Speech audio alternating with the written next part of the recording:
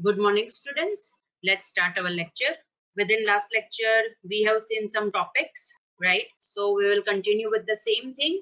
And today, first of all, we will see that is keyword. Again, I repeat, today, first of all, we will see is keyword. Now, what is the significance of is keyword? If we want to know कि दो objects same है कि नहीं, if we want to know कि दो objects same है कि नहीं है, राइट? अगर हमें जानना है कि दो ऑब्जेक्ट सेम है कि नहीं है, तो हम ये इज कीवर्ड का यूज कर सकते हैं।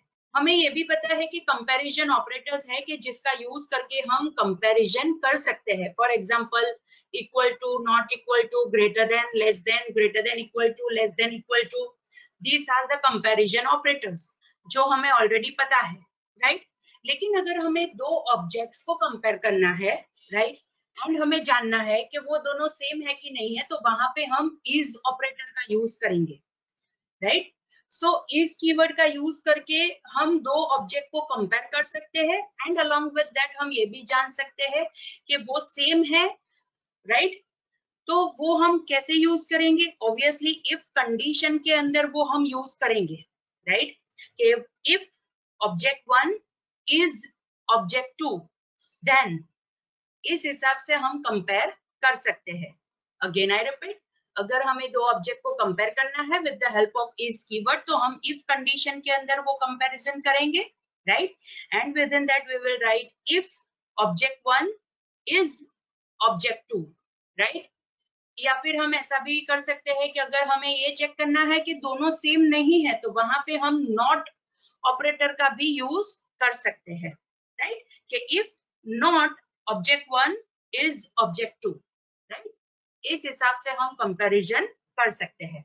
जैसे कल हमने देखा था कि जब भी हमें कोई भी वेरिएबल के अंदर नल वैल्यू असाइन करनी है, तो हम वहां पे डीबी नल यूज कर सकते हैं, राइट? अगेन आई रिपीट, कल हमने डिस्कस किया था कि अगर हमें नल वैल्यू है कि नहीं है वो चेक करना है, तो हम वहां पे डीबी नल यूज कर सकते हैं, राइट? दैट इज डीबी नल, कल हमने वो देखा था, राइट? बट अगर हमें वही चीज इज ऑपरेटर का यूज करके करनी है, then we can write that is if, right? हम ये वहां पे इफ लिखेंगे, if, after that we will write for example O1, right, is, फिर हम लिखेंगे यहाँ पे इज कीवर्ड का यूज करेंगे, and after that we can write system dot DB null dot value. इस हिसाब से हम लिखेंगे, तो हम ये भी चेक कर सकते हैं कि हमने हमारे पास ये जो O1 ऑब्जेक्ट है वो नल है कि नहीं है, उसके अंदर नल वैल्यू है कि नहीं है। सो इस हिसाब से भी हम कंपैरिजन कर सकते हैं, एंड फॉर दैट पर्पस हम यहाँ पे ये इज कीवर्ड का यूज कर सकते हैं। कल हमने ये तो देखा था कि कैसे हम डीबी नल का यूज कर सकते हैं, बट अलोंग विद दैट अगर हमें, मैंने आपको ये भी समझाया था कि अगर हमें उसका कंपैरिजन करना है, तो हमें इफ कंडीशन के अंदर लिखना पड़ेगा and DB null is present in system namespace, right? So वहां पे हम इस हिसाब से लिखेंगे, that is if O1 is system.dbnull.value, right?